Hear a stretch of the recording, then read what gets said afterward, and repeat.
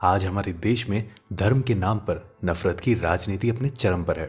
कभी गोरक्षा के नाम पर तो कभी मोबाइल जिंग के जरिए एक खास समुदाय के लोगों को भीड़ द्वारा पीट पीट कर मारा जा रहा है।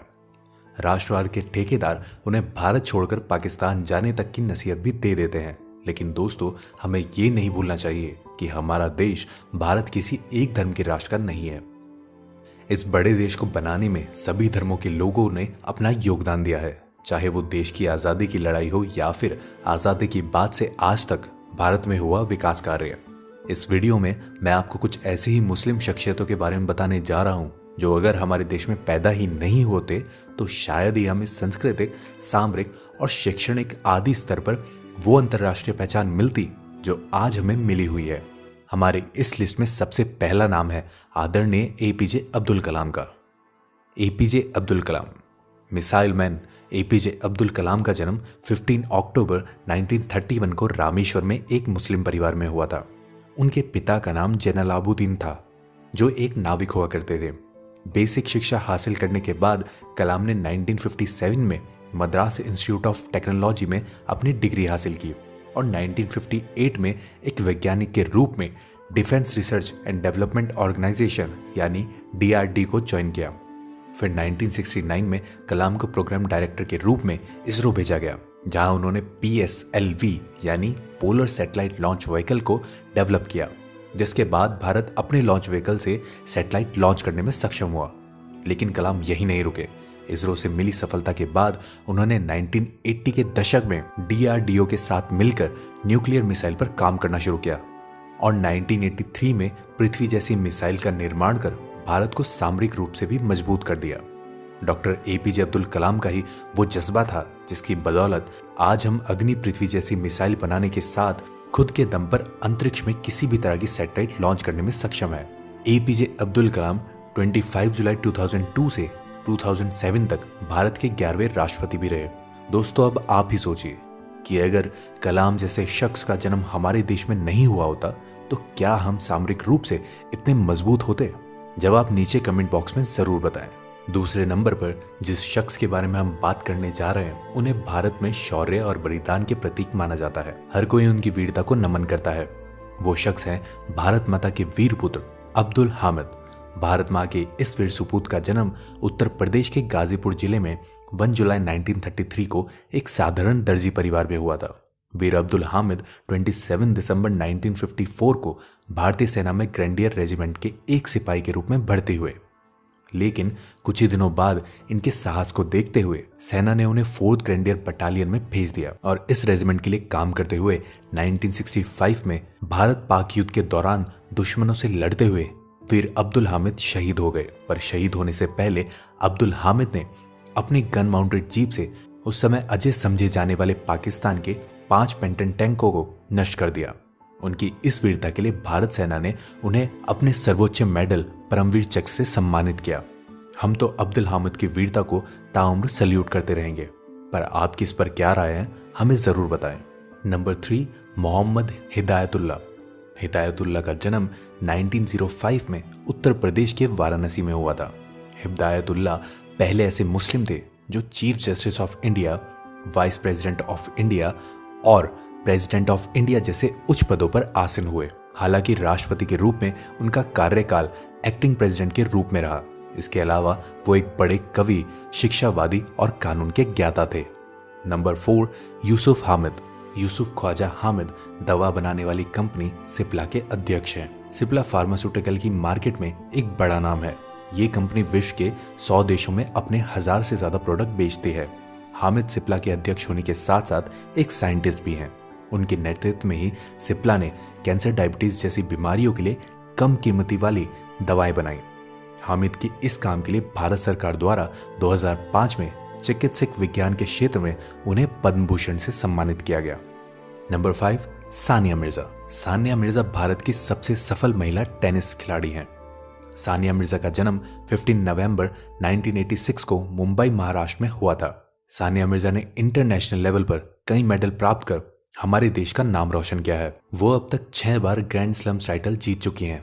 देश को कई मेडल दिलाने के बाद भी जब सानिया मिर्जा 2010 में पाकिस्तानी क्रिकेटर शोएब मलिक से शादी की तो कुछ लोग इसे देश का अपमान समझ लगे, लेकिन शादी के बाद भी सानिया ने भारत के लिए खेलना जारी रखा। नंबर 6, जाकिर हुसैन।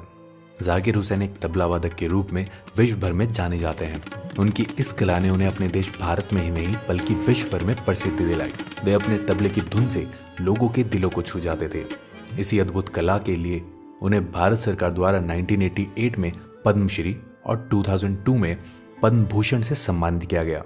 यही नहीं, 1999 में उन्हें यूनाइटेड स्टेट नेशनल एंडोनमेंट द्वारा कला के क्षेत्र में सम्मानित किया गया, जो कि किसी भी कलाकार और संगीतकार को मिलने वाला सर्वोच्च पुरस्कार है। इसी तरह उन्होंने दुनिया भर में भारत को कला के क्षेत्र में सम्मान दिलाया।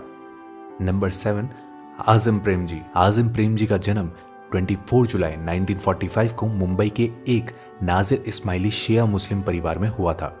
आज आज़म हाशिम प्रेम जी भारतीय सॉफ्टवेयर कंपनी विप्रो के अध्यक्ष हैं। भारत के लगभग 2 लाख लोग विप्रो के लिए काम करते हैं। आज़म प्रेम जी ने भारत की शिक्षा की बेहतरी के लिए आगे बढ़कर काम किया। प्रेम जी को भारत का सबसे बड़ा दानवीर भी कहा जाता है। वो हर साल भारत के स्कूलों के विकास के लिए करीब $2 बिलियन का दान करते हैं। सन 2005 में भारत सरकार ने उन्हें पद्म भूषण से सम्मानित किया था। इरफान खान।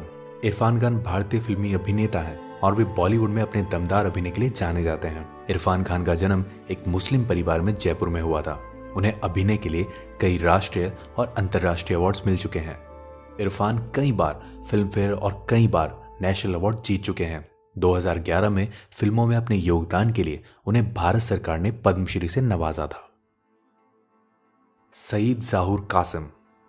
सईद ज़ाहुर कासिम का जन्म 1926 में इलाहाबाद, उत्तर प्रदेश में हुआ था। वे एक प्रसिद्ध बायोलॉजिस्ट थे। डॉक्टर सईद ज़ाहुर कासिम प्रथम गंगोत्री अभियान के नाम से प्रसिद्ध अंटार्कटिक अभियान दल के नेता थे। वे 1991 से 1996 तक भारत के योजना आयोग के सदस्य भी रहे। 1999 में उन्हें marine biologist international life time achievement award UK से भी पुरस्कारित किया गया। सरकार ने भी इन्हें पद्मश्री और पद्म भूषण से सम्मानित किया। 88 वर्ष की आयु में 20 अक्टूबर 2015 को उनका निधन हो गया। एम.एफ. हुसैन। मकबूल फिदा हुसैन का जन्म 17 सितंबर 1915 में महाराष्ट्र के पुंडपुर में एक सुलेमान बोहरा परिवार में हुआ था। मकबूल फिदा हुसैन, जिन्हें एम.एफ. हुसैन के नाम से भी जाना जाता है, एक फेमस अंतर्राष्ट्रीय भारतीय चित्रकार थे। एम.एफ. हुसैन को भारत का पिकासो भी कहा जाता है। सन 2008 में एम.एफ. हुसैन सबसे महंगी भारतीय चित्रकार बन गए थे, जब क्रिस्टीज की नीलामी में उनकी एक चित्रकला लगभग 16 लाख अमेरिकी डॉलर में बिकी थी। हालांकि उन्हें कई बार अपनी चित्रकारी के कारण विवादों का भी सामना करना पड़ा था। वो माधुरी दीक्षित की खूबसूरती के बड़े प्रशंसक थे और मरने से पहले उनकी कई तस्वीरों को कैनवास पर भी उतार चुके थे। कुछ विवादित हिंदू देवी देवताओं की पेंटिंग बनाने के बाद उन्हें भारत छोड़कर जाना पड़ा था और 2011 में उन्होंने अपनी आखिरी सांसें कतर के नागरिक के रूप में ली थी। ए.आर. रहमान। ए.आर. रहमान का जन्म हालांकि एक हिंदू परिवार में हुआ था, लेकिन बाद में उन्होंने मुस्लिम धर्म को अपना लिया था। अल्लाह रखा रहमान हिंदी फिल्म के एक प्रसिद्ध संगीतकार हैं। रहमान गोल्डन ग्लोब अवार्ड से सम्मानित होने वाले पहले भारतीय हैं। ए.आर. रहमान ऐसे पहले भारतीय हैं जिन्हें ब्रिटिश भारतीय फिल्म स्लम डॉग मिलेनियर में उनके संगीत के लिए 2 ऑस्कर अवार्ड मिले थे।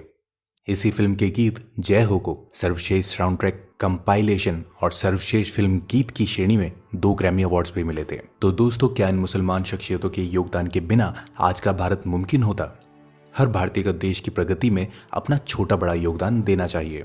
बात हिंदू मुस्लिम की भी नहीं है, और समाज की विविधता और देश के विकास में योगदान दे रहे हैं। उन्हीं महान शख्सियतों को याद कर और उनको नमन करते हुए खत्म करते हैं आज की इस वीडियो को। आपको ये वीडियो कैसी लगी, और अगर आपको इस सूची से इत्र कोई नाम सूझता है तो सबके साथ कमेंट बॉक्स में साझा करें। YouTube पे सब्सक्राइब और लाइक करें। ये वीडियो अच्छी लगी हो तो सबके साथ शेयर भी करें। फिलहाल हमें इजाजत दीजिए। आपका बहुत बहुत शुक्रिया।